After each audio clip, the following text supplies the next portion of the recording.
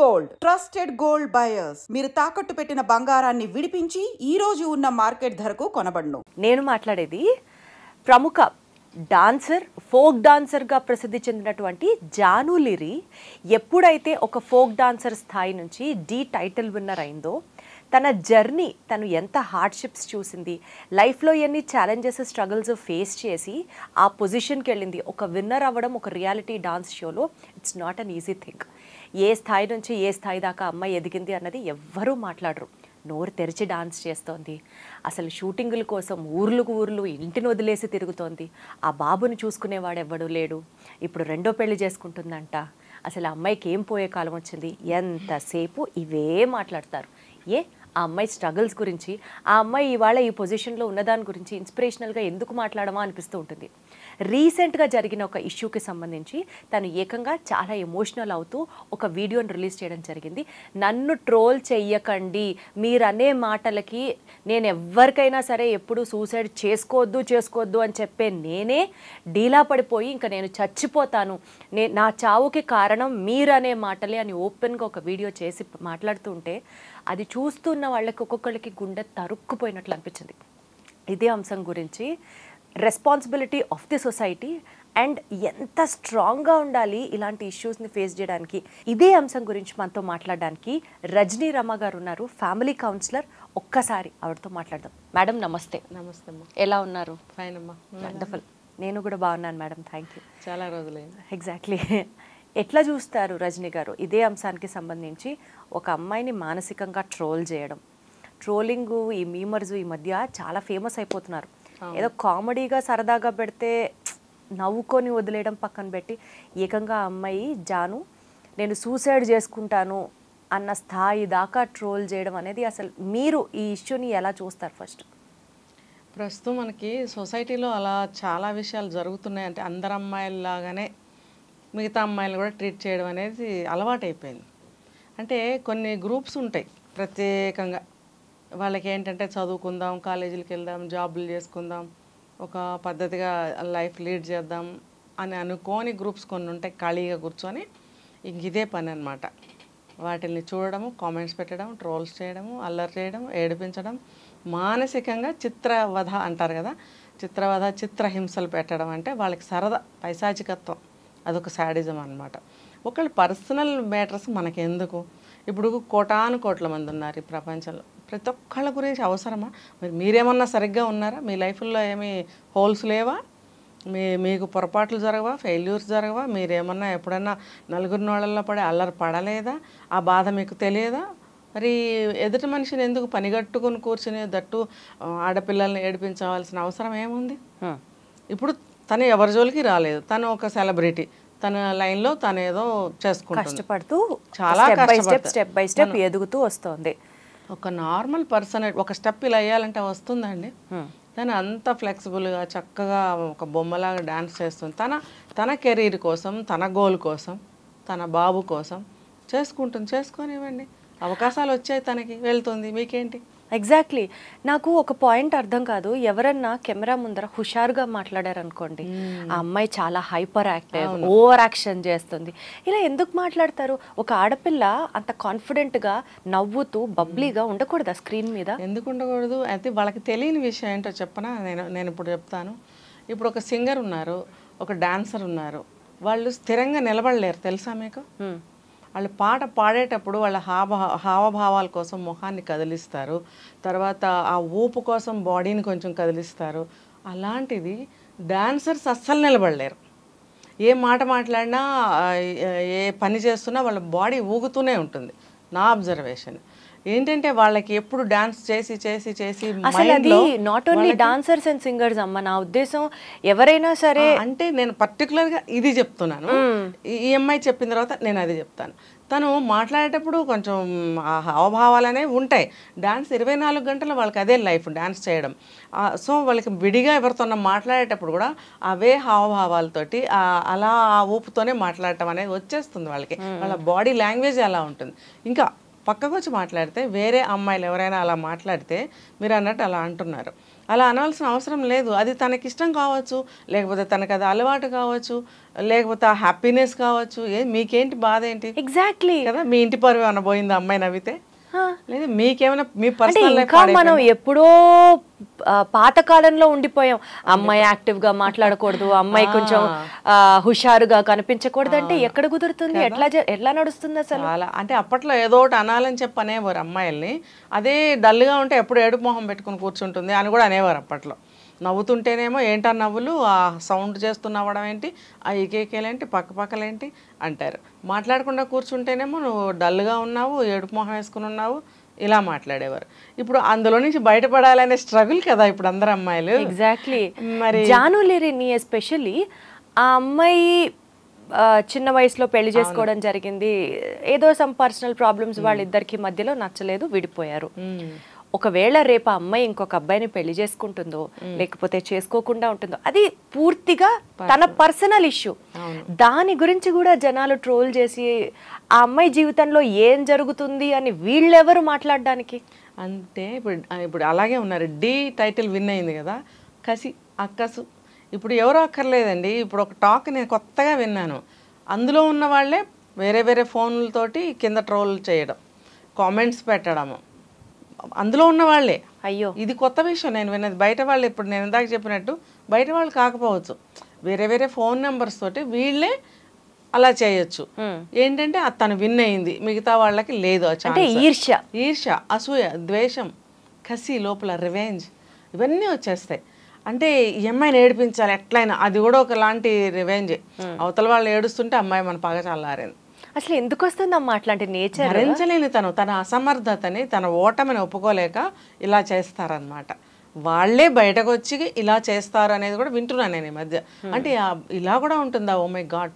ఇప్పుడు వాళ్ళు పార్టిసిపెంట్సే కదా, అక్కడ ఎంతమంది అయితే టీం ఉంటారో, మొత్తం ఓవరాల్ స్టేజ్ మీద టీం మొత్తం ఉంటారు, వాళ్ళల్లో వాళ్ళకే అసూయ ద్వేషాలు ఉండొచ్చు. ఒక హెల్దీ అట్మాస్ఫియర్ ఎందుకు మన సొసైటీలో మనం దూరం అయిపోతున్నాం? దానికి ఎంతసేపు కుళ్ళు, కక్ష, ఎంతసేపు ఇవే నా ద్వేషాలు, పగలు. ఒక మనిషిని ఎంకరేజ్ చేయలేకపోవడము, యూనిటీ లేకపోవడం, ఐకమత్యం లేదు. ఇప్పుడు ఒక గ్రూప్లో ఒకళ్ళు ఉన్నారనుకోండి, పార్టిసిపెంట్స్ 10 మంది ఉంటే 10 మందిని ఎంకరేజ్ చేసుకోవాలి. అలా చేయలేదు అని అంటే, నేనే విన్ అవ్వాలి అని అంటే అది ఎలా కుదురుతుంది?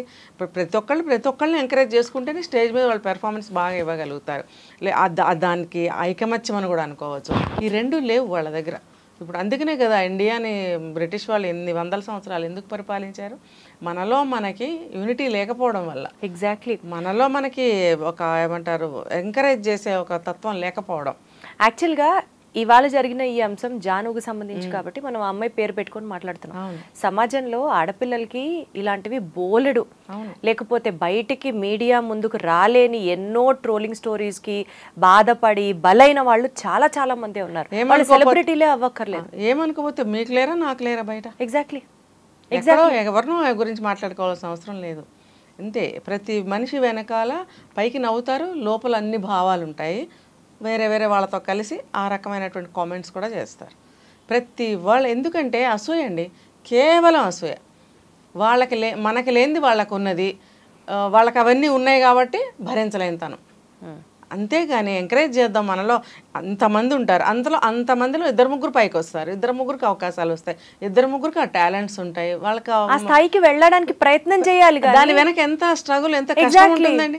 ఇవాళ నిన్న వచ్చేసి ఇక్కడ కూర్చుండిపోతామా? మనం అంటే మనం కాదు, ఎవరైనా సరే ఒక ప్లేస్. ఇప్పుడు డి విన్ అయింది ఆమె, ఇప్పటికిప్పుడు అయిపోయింది. తను చిన్నప్పటి నుంచి ఎంత కష్టపడితే ఈ రోజున సాధించింది. బహుశా ఆమె కెరీర్కి ఏదైనా అడ్డం వచ్చి ఉండొచ్చు కాక, మ్యారిటల్ లైఫ్, వాళ్ళిద్దరికి అభిప్రాయ భేదాలు వచ్చి ఉండొచ్చు, కుదరకపోవచ్చు, ఏదో సంథింగ్ మనకు అనవసరం.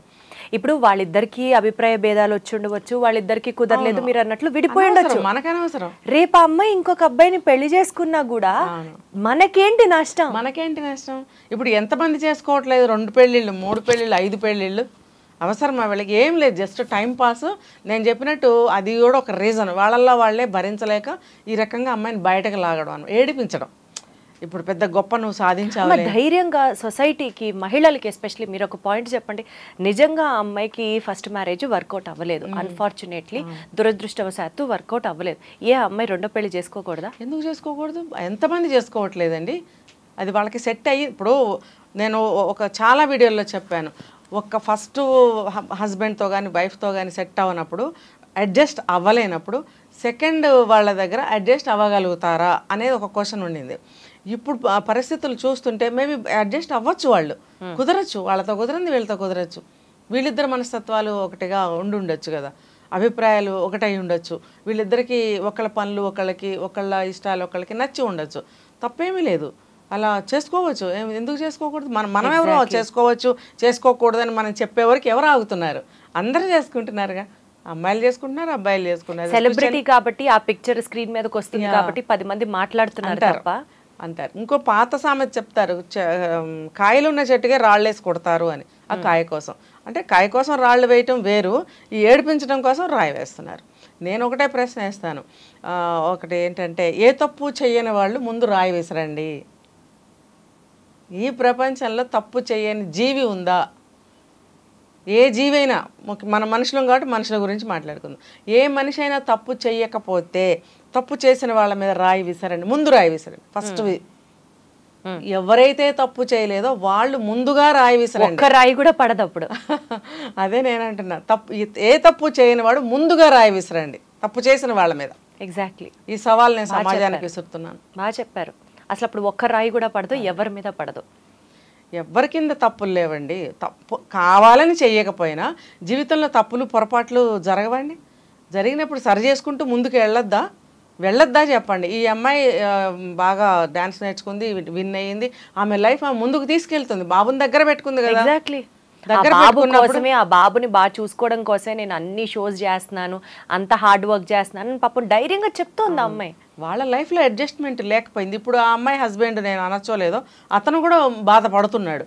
మరి ఈ బాధ నువ్వు అప్పుడు పడినట్టయితే నీ భార్యకి నువ్వు సపోర్ట్ ఇచ్చేవాడివి, కోఆపరేట్ చేసేవాడివి, ఎంకరేజ్ చేసేవాడివి. అప్పుడు ఏం చేసావో మాకు తెలియదు. ఇప్పుడు నువ్వు కళ్ళనీళ్ళు పెట్టుకుంటున్నావు, పోయింది ఏది తిరిగి రాదు, వచ్చినా కూడా కష్టం, మళ్ళీ తిరిగి దాన్ని యాజ్ ఇట్ ఈస్గా నువ్వు పొందలేవు. ఎందుకంటే మనసు మారిపోవచ్చు, అభిప్రాయాలు మారిపోవచ్చు. ఇప్పుడు మనిషి మనస్తత్వం అంతే కదండి. కష్టంలో ఉన్నప్పుడు ఒకలా ఆలోచిస్తారు, సుఖంలో ఉన్నప్పుడు ఒకలాగా, విజయం సాధించినప్పుడు ఒకలాగా మైండ్ మారిపోతుంది. కాలమాన పరిస్థితుల ప్రకారం మైండ్ మారాలి. అక్కడే ఉండి అలాగే ఆలోచిస్తే ఎవ్వరూ ముందుకు వెళ్ళలేం. ఆలోచనలు మార్చుకుంటూ మన విజయ పథం వైపు వెళ్తూనే ఉండాలి. ప్రతి మనిషికి కూడా ఇది చెయ్యాలి అనే ఒక గోల్ ఉంటుందండి. యాక్చువల్గా అమ్మ నాకు ఒక పాయింట్, మహిళలకి ఎస్పెషల్లీ పెళ్ళయి బాబుండి సింగిల్ పేరెంటింగ్ చేసే వాళ్ళకి అటు పిల్లాడిని చూసుకోవాలి, అటు కెరియర్ మీద ఫోకస్ చేయాలి, వాళ్ళే బ్రెడ్ విన్నర్స్ అవుతారు కాబట్టి వాళ్ళు కష్టపడకపోతే ఫ్యామిలీ నడవడం కష్టం, పిల్లాడి బాధ్యత మొత్తం వీళ్ళే తీసుకోవాలి. సరే తల్లిదండ్రి ఉన్నారంటే వాళ్ళది కూడా అదనపు బాధన. ఇప్పుడు వీళ్ళు, ఈ అమ్మాయి చెప్తున్న దాని ప్రకారం నేను ఒక హౌస్ రెంట్ పే చేయాలి, బాబు స్కూల్ ఫీజు కట్టాలి, ఇట్లా వాడిని బాగా చదివించుకోవాలి, అర్ధరాత్రి ఫోన్ చేసి నాకు మమ్మీ పిజ్జా కావాలంటాడు. సో ఎప్పటికప్పుడు బాబు కోరికల్ని తీర్చడానికి కొంత బ్యాంక్ బ్యాలెన్స్ పెట్టుకోవాలి. నేను జానులేరి ఎగ్జాంపుల్ చెప్తున్నా మీకు. ఇట్లాంటి సింగిల్ పేరెంట్స్ చాలా మంది ఉంటారు, మహిళలు ఎస్పెషలీ. ఈరోజు మనం సమాజంలో జరుగుతున్నటువంటి ట్రోలింగ్ గురించి మాట్లాడుతున్నాం. బట్ ఆ ట్రోలింగ్ కాస్త పక్కన పెడితే వీళ్ళన్నారని వాళ్ళన్నారని ఏదో ఒక మాటలతో, సూటుపోటి మాటలతో బాధ పెడుతున్న వాళ్ళందరికీ ఎవరిని పట్టించుకోకుండా నీ పనేంటో నువ్వు చేసుకుంటూ వెళ్ళిపో, ఫోకస్డ్గా ఉండు అంటే ఆ అమ్మాయికి చాలా అహంభావం, యాటిట్యూడు, ఎవరి మాట వినదు అని అంటారు. ఆ మాటలన్నీ పట్టించుకుంటూ ఉంటే కుంగి కుర్సించిపోయి జీవితం నాశనం అయిపోతుంది. ఏం చెప్తారమ్మా అంటే ఒక మహిళ స్ట్రాంగ్గా ఉండడం, స్టబర్న్గా ఉండడం తప్పు కాదు అన్నది నేను మిమ్మల్ని అడుగుతున్న పాయింట్. అది ఎలా ఎస్టాబ్లిష్ చేస్తారో చెప్పండి. సెలబ్రిటీస్కి అయితే డైరెక్ట్గా ట్రోల్ చేయడం, కామెంట్స్ పెట్టడం తెలుస్తుంది. మీరు అన్నట్టు సొసైటీలో ఎంతోమంది ఉన్నారు, వాళ్ళకి ఎవ్వరు కూడా ఎదురుగా వచ్చి అనరు, వెనకే అనుకుంటారు. ఎదురుగుండా కనిపించినప్పుడు బాగున్నావమ్మా, జాగ్రత్త అమ్మా, ఆరోగ్యం చేత బాగున్నాడా, నువ్వు జాగ్రత్త అమ్మా, ఏదైనా అవసరం పడితే నాకు చెప్పమ్మా, నేను హెల్ప్ చేస్తాను అని వెళ్ళిపోగానే ఈవిడ ఇలా చేసింది, అప్పుడు ఈ సంగతి మీకేం తెలుసు, బాగోదని ఏదో పలకరించాను కానీ అమ్మో చాలా కంచు, చాలా ఇది, చాలా అది. కరెక్ట్. ఒక్కవేళ ఆ అమ్మాయికి వినిపించినా వినిపించవచ్చు, ఇది వెనక్కి తిరగగానే ఇవి నాకు బాగా తెలుసు, ఎన్నో చూసాం విన్నాం అనమాట. ఇది తప్పు.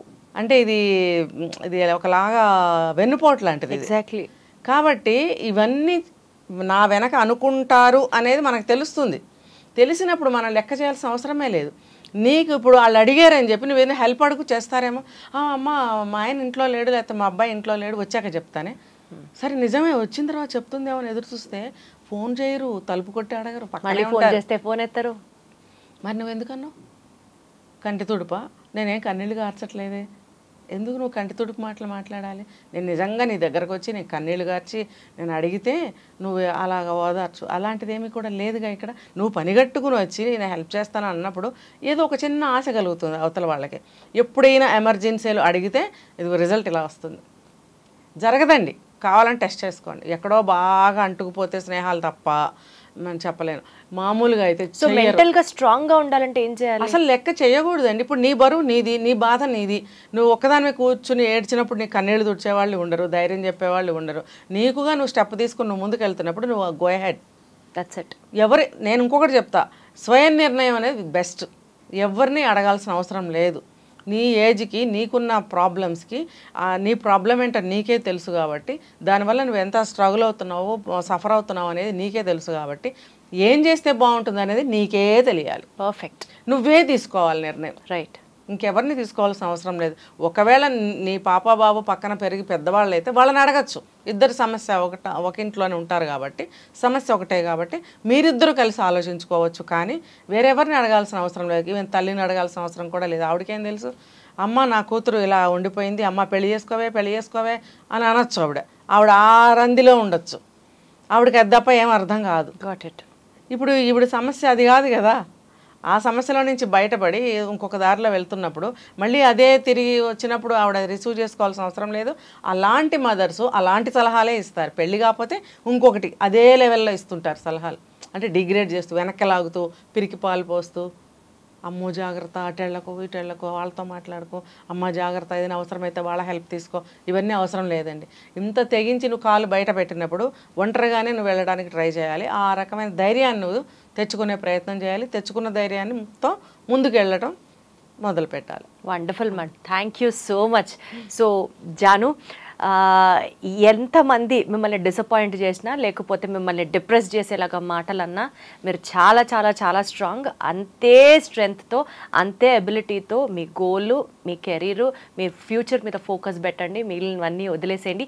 అండ్ జాను ప్లేస్లో ఉన్న ఏ అమ్మాయి అయినా సరే, ఇందాక మా మేడం చెప్పినట్లుగా మీ బరువు మీదే, మీ బాధ మీదే, మోసేది మీరు, పడేది మీరు. సో మీ సెల్ఫ్ డెసిషన్స్ మీద ఆధారపడండి. వాళ్ళేమన్నారు వీళ్ళేమన్నారు అన్నది మాత్రం బుర్రకెక్కించుకొని లైఫ్ పాడు చేసుకోవద్దు. థ్యాంక్ యూ సో మచ్ అమ్మా.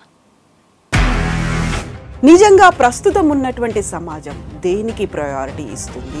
ఆర్థిక సంబంధాల చుట్టూ మాత్రమే తిరుగుతోంది. మళ్ళీ ఎన్నికలంగానే చాలా విరక్తి కలుగుతున్నాం. మంచి అనిపిస్తుంది కదా, లేడీస్ కూడా ఛాలెంజింగ్ జాబ్స్ చేసినప్పుడు చాలా బాగుంటది. ఫుడ్ డెలివరీ ఇవ్వటానికి వెళ్ళినటువంటి డెలివరీ బాయ్ అనిల్ పై కళ్ళ ముందు